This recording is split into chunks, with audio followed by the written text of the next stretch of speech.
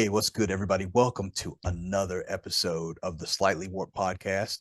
I'm Rick, joined as always by Big Show and Show. It's been a while since we've done for our English speaking audience, some true crime. So, Yes. um, and this is one that we probably should have did a long time ago because he's one of the, for lack of a better word, godfathers of true crime, Al Capone. Yes. Yeah, I'm just going to go through some bullet points and I want you to jump in and then I've got some questions for the rest of America. Um, Most of it, if anybody who knows anything about Al Capone probably already knows all this, but anyway, his actual name, Alphonse Gabriel Capone, and he was born in 1899 in Brooklyn, New York, and he did die in 1947. He was 48 years old and he died in Palm Island, Florida. I did not know it was Palm Island. Uh, for whatever reason, thought it was a different city, but it's all good. Now, Because he was based in Chicago, right? yes, he spent a lot of time in Chicago after he left New York, and he still ran the organizations comfortably from Florida. We'll get to that in a minute, but yeah, everybody knows his aliases, or at least some of his aliases. Scarface, Big Al. Uh, I did not know he was called Big Boy.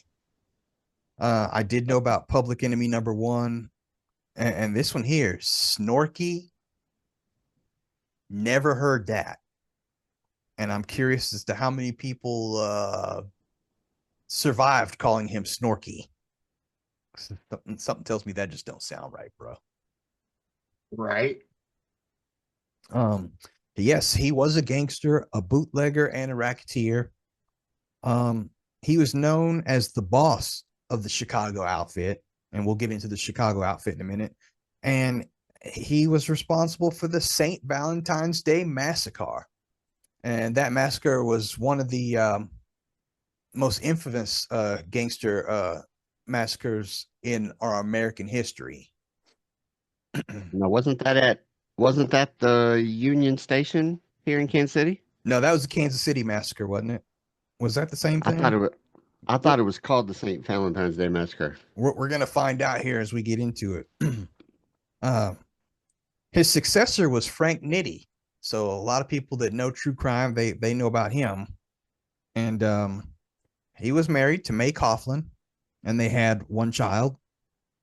And yes, like you mentioned earlier, his allegiance is to the Chicago outfit, and he was convicted and served 11 years, but not for any racketeering Oh, or uh, nefarious criminal charges, which we'll get into for people that don't know.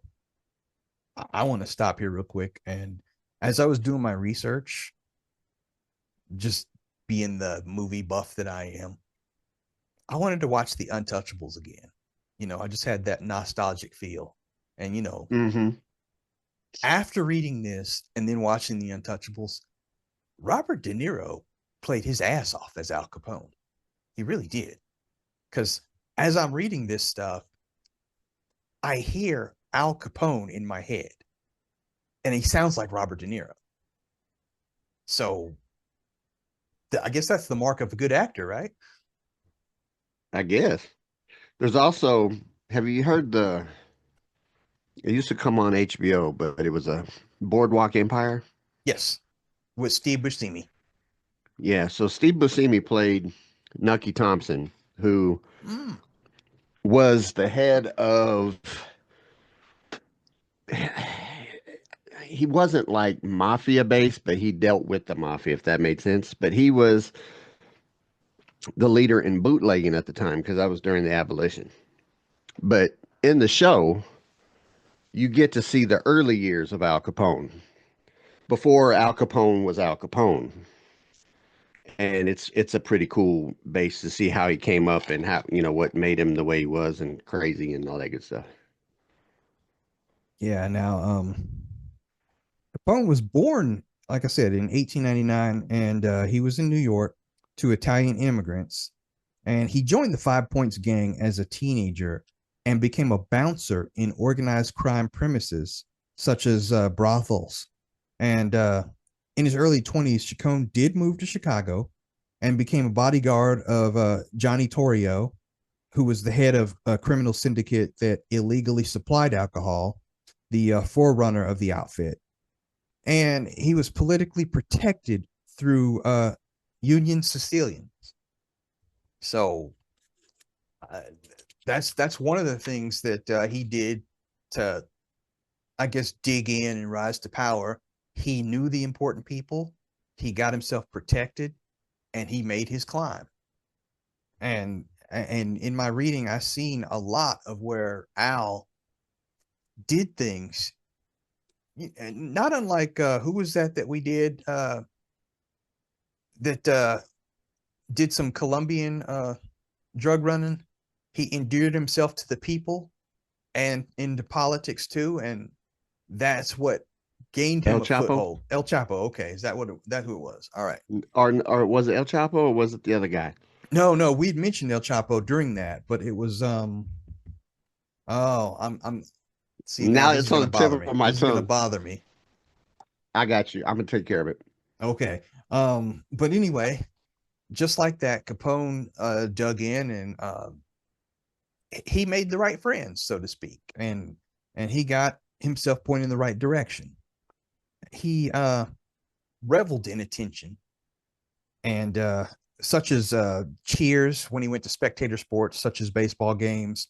He made donations to various charities, again, endearing himself to the people. That St. Valentine's Day massacre thing that you mentioned, which there were seven gang rivals murdered in Uh-huh. broad daylight, that was in Chicago. So it's different than the one in Kansas City. Yes, it is. And I looked that up too. The Kansas City one happened like June or something like that. Hey, what's up, my peeps? Listen, I want to talk to you about something really important. Your eyes. You only get two of them, and you can't replace them. Take care of your eyes. So, you also got a style. Me, I love my Oakleys. So I want to talk to you about Oakley for a second. Some of the best eyewear in the galaxy, Oakley. Doesn't matter if you're all about sports or lifestyle, Oakley has something for everybody. And you can shop in the comfort of your own home at Oakley's website. Make sure that when you're there, you sign up for Oakley MVP Rewards, and you'll get a special reward just for signing up. That way, if you want to look fly, just like Michaela Schifrin or Justin Jefferson, even a certain starting QB in Kansas City, go over to Oakley, find your style, make that selection, and be rocking today. That's Oakley.com. Rock it like we do. Anyway, I'm gonna just go over some bullet points here, because Capone often enlisted the help of local members of the black community into his operations. Jazz musicians Milt Hinton and Lionel Hampton had uncles who worked for Capone on Chicago's South Side, and he was a fan of jazz as well. Capone once Got asked it. clarinist Johnny Dodds to play a number that Dodds did not know. Capone split a $100 bill in half and told Dodds that he would get the other half when he learned it. Capone also sent two bodyguards to accompany jazz pianist Earl Hines on a road trip. So, you know, charitable donations, political aspirations, or political ties, endearing himself to the black community. The man had all his bases covered. And that's how he got his foothold, and that's how he maintained it. Backtracking real quick, which one was it? Pablo Escobar. Pablo Escobar. Okay. Time out again. This is Nelson.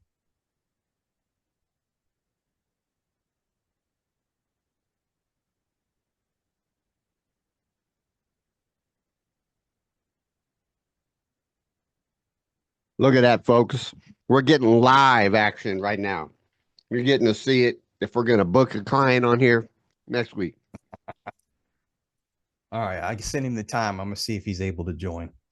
All right, back I just to sent to see if I just sent a text to Jason Kelsey to see if he wanted to come on too. hey, if we can get Jason, that would cement our legacy as podcasters. Um, highly doubt we'll be able to cement that legacy, folks. So I'm gonna need Oh, all nope, y'all support. he just texted me back. He said he's checking his schedule. That would be nice. Or we could just double that. Hey, I'm gonna see if I can get Taylor Swift on the podcast here. Ari Asher, she's busy. Mm-hmm. I know, Trav. But she said she will come on the Sizzle or Fizzle. I don't know how I feel about that. I don't know if I'm ready to listen to some Taylor Swift songs. Um, Cause the all right. players gotta play. Oh, okay. I got All a right, break getting again. serious now. That's perfect. I got you. Nelson is on. Good deal.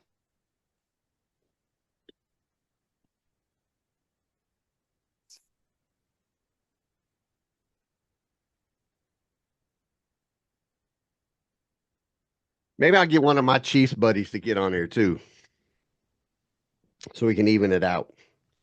Even it out. You're a Chiefs fan. He's an Eagle fan. What's there to be uneven about? You're gonna be an Eagle No, fan too. I'm going to be impartial. I've got to be Oh impartial. bullshit! I'll Anybody that's because playing the Raiders, you're against. I mean, no, anybody playing the Chiefs, you're against. the Raiders season's over. I want to talk about things to expect in the game, things not to expect, and I will bring up and this is how I'm going to say it then. And I'm telling you now, when it comes to these penalties, these calls, I'm of two minds on the subject. One, it wouldn't have made a difference because the Chiefs would have won all those games. Two, when it comes to the Super Bowl, though, I would really like it to be a decisive victory for one team or the other. That way, we don't have to bring the refs into it. Like, are you warning me or something? I'm not warning you. I'm just saying. Now, I will be devil's advocate when I ask both you and Nelson questions because I'm curious on what you guys' answers are from your different teams' perspectives. But, Right. that's neither here nor there. That's next week. Let's get back to Alphonse Capone. Um, Now, Capone, he indulged in custom suits, cigars, gourmet food and drinks, and female companionship. And he was particularly known for his flamboyant and costly jewelry. His favorite responses to questions about his activities were, I'm just a businessman, giving the people what they want, and all I do is satisfy public demand. He really become a national celebrity and talking point at that point. And I mean, I know he did a lot of bad things. Not saying that he was a good guy at all because he wasn't. But he clearly was endeared to the people, which, to be fair, most criminals, most bad guys are kind of like that. I mean, we haven't done one on him yet, but they say Ted Bundy was one of the nicest men you'd ever meet. True that. Doesn't take away from the fact that he was a killer. And I the had a same thing family with member Al. that was in. I had a family member that was in prison for murder, and they said he was the nicest guy you'd ever meet. He'd give you the shirt off his back, but if you didn't take it, he'd kill you. Yeah, yeah. Yeah, I'd be reluctantly here. Give it. I'll take it. Um, Now, for a time, he was based in Cicero, Illinois, after using bribery and widespread intimidation to take over town council elections making it difficult for the Northsiders to target him. Um, his driver was found tortured and murdered. Damn, that. Ooh, I never knew that. So he's like wondering where the driver is. The driver is getting dealt. Um, there were several attempts on Capone's life, and he became increasingly security minded and desirous of getting away from Chicago, which, by that time, all of his main damage had been done. Uh, he eventually did settle in Florida, and he bought and paid for, at the time, $40,000 to Clarence Bush of the Anheuser-Busch Brewing Company for a 10,000 square foot home at 93 Palm Avenue uh, on Palm Island, Florida, between Miami and Miami Beach. Wow, 40,000 can get you that back then? I'd be in Oh too. yeah. Now, he did still have feuds going on with the people going in Chicago, because he was still running things. And where's ILO? There was a gangster named, Joe ILO, who wanted to position himself. He believed Capone was responsible for someone else's ascension, and obviously there was a war going on there. And Aliello, I hope I'm pronouncing the name right. Alio, it's Aiello. He aligned himself with several of Capone's enemies, including Jack Zuda, who ran vice and gambling houses together. Aiello plotted to eliminate both Lombardo and Capone, and starting in the spring of 1927, he made several attempts to assassinate Capone.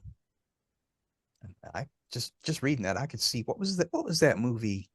No, that was the TV series, The Untouchables, where it seemed like every Hmm. week there was a hit on somebody. I'm seeing that now. It's like you can't step out your door without somebody carrying a big long suitcase and pulling out a Tommy gun. Um. Anyway, skipping to the meat and potatoes here. I want to get to that St. Valentine's Day massacre, because Capone was widely assumed to have been responsible for ordering that 1929 massacre, uh, even though he was in Florida at the time.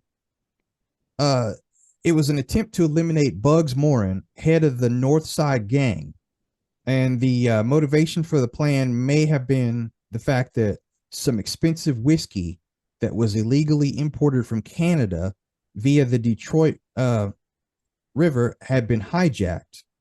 Okay, so now I got a deeper understanding of why that happened. Uh, some of that bootleg liquor came up missing, and Capone wanted answers. So Yep. Bugs was in the crosshairs. Because during the Prohibition, that was the big thing. That was crack. Yeah. So Morin was the last survivor of the North Side gunman.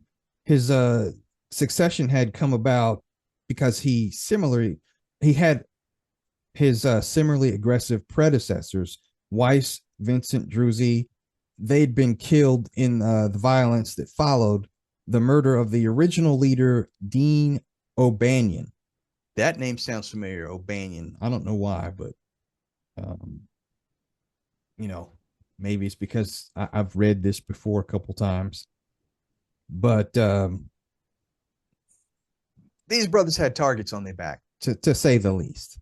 And it looks like once you were in Capone's crosshairs, you had to do some very diligent stuff to get out.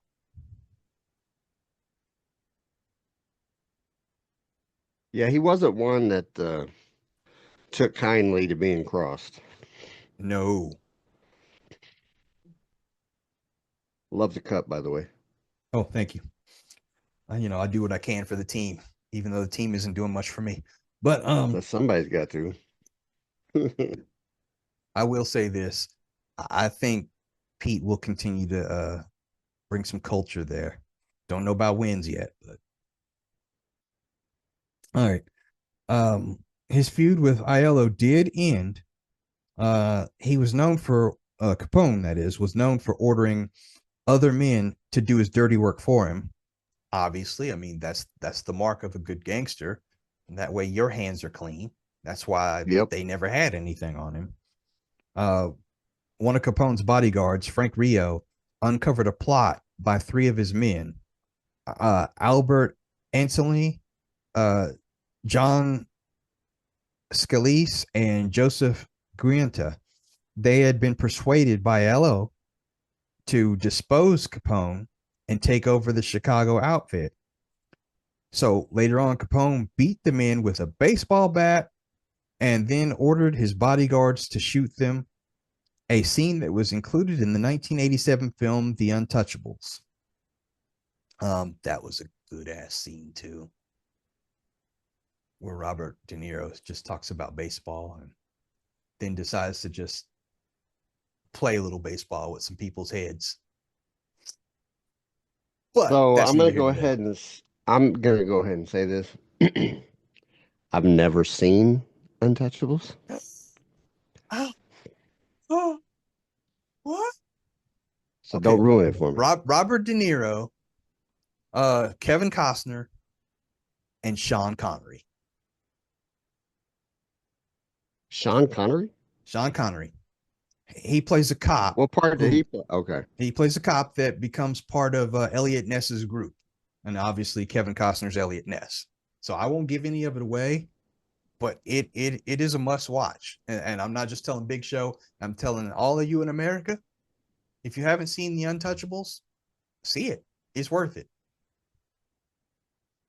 All I right. would definitely have to check it out. Here, and this is completely outside, but another movie I've never watched, and you're Mm-hmm. gonna probably revoke me and never let me be on this podcast again. E.T.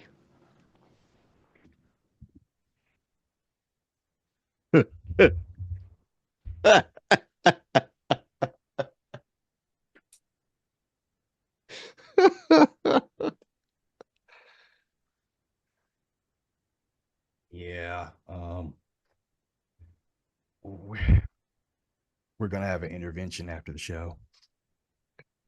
It was only maybe just in the last 4 to 5 years that my wife made me sit down and watch Back to the Future.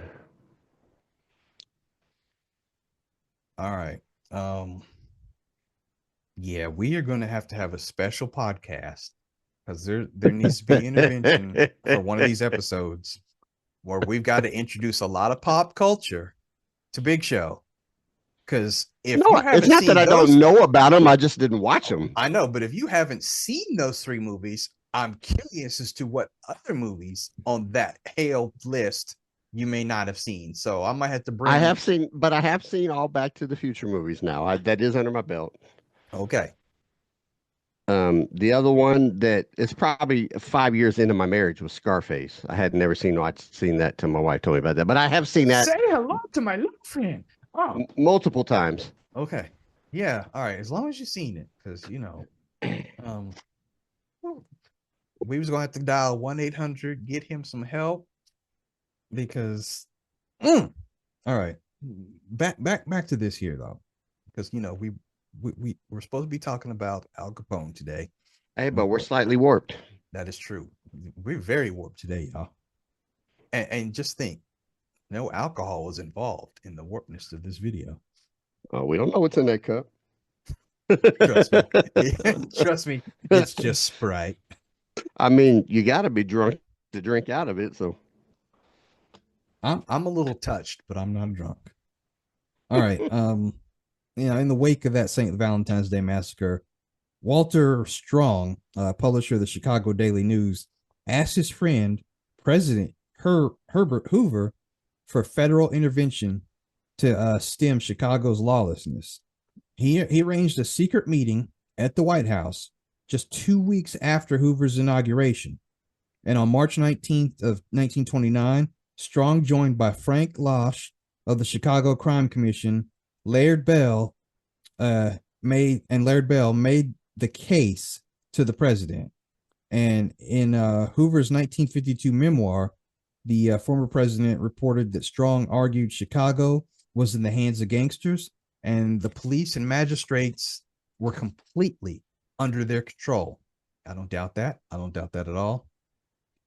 And just to wrap it up in a nutshell, yes, a special task force was created to curb the crime in Chicago.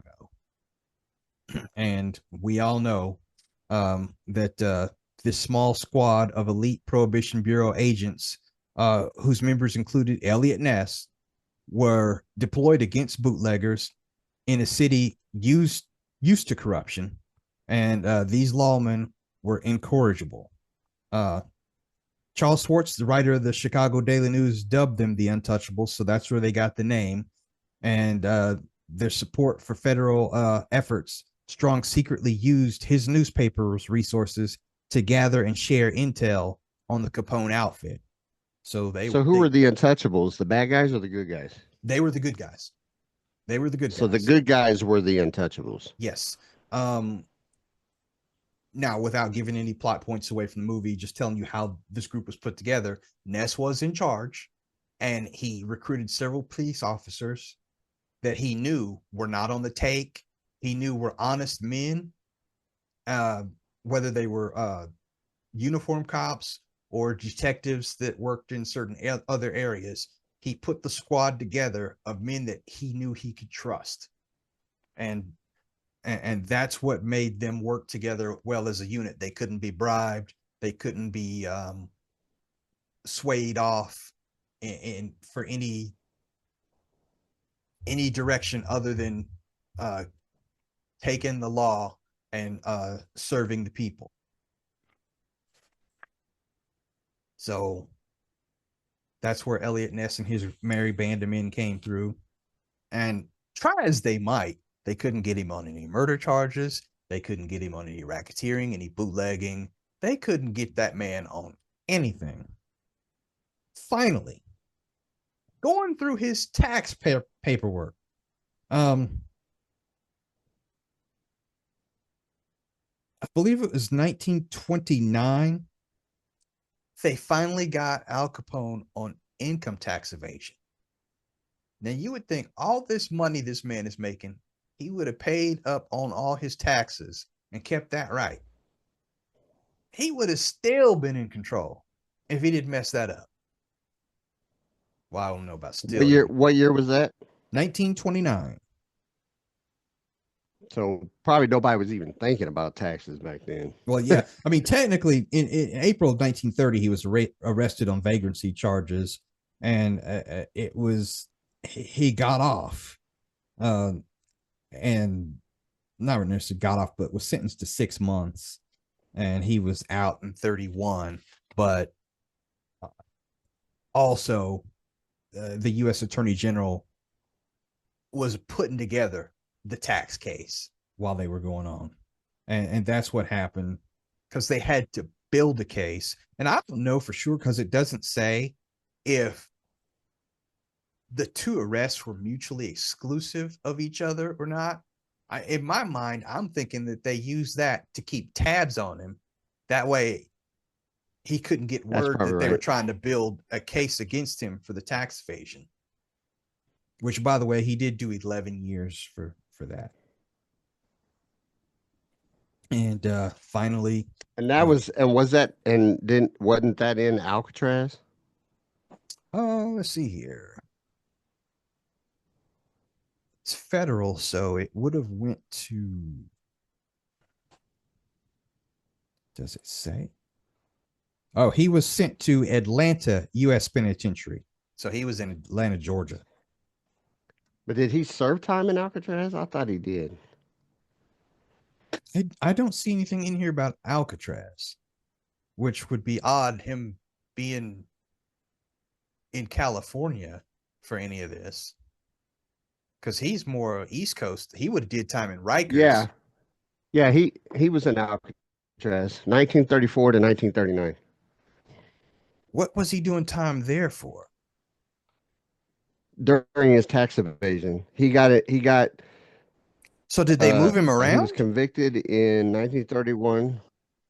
Yeah, it says he was transferred to different cells 3 times while he was incarcerated at Alcatraz. There's even a picture of him in there. But he was there from 34 to 39 of his 11 years in prison. He was Okay. transferred to Alcatraz in 1934, Okay. So they it was like the world's first mobile prison. I don't know. and he was released in 1939 Out in due 39. to his. Yeah, he was released in 1939 from Alcatraz due to his Failing health. illness. Yeah. Hmm. Yeah. What was it? Syphilis, I believe it was. Yeah, he had paresis, which is a late stage of syphilis, which he died from. It looks like in 1947. Damn, what a way to go. Right, but that's almost what 8 years, 8 years dealing with it before he died after he got Hmm. out. Tough son of a bitch, I tell you what. So, in closing, um, again, I don't know why we took so long to get to Al Capone. Guess we took our Because sweet time. Folks. really, but really, he's an underrated gangster. You think so? I I mean, do. Like, yes, he was. I guess because maybe like the things that we've already looked at on these criminal Thursdays that we do, hmm you know, like Pablo Escobar, for instance. There are there's more detail to everything that he's done. This was before technology. This everything he did. The longer that we get from his death and his crimes, the more inflated his rep is, if that makes sense to yeah, you, in my opinion.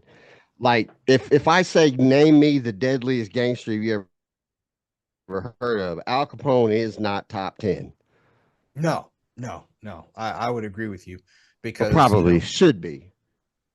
I mean, You when know what you I think mean? about He's some of not the these first one you think of. really ruthless ones that would kill you just for looking the wrong way, uh, we haven't done them yet. But El But he was Chapo, like for that. example, well, one thing Capone would do is have somebody But else do Capone it. was like that though.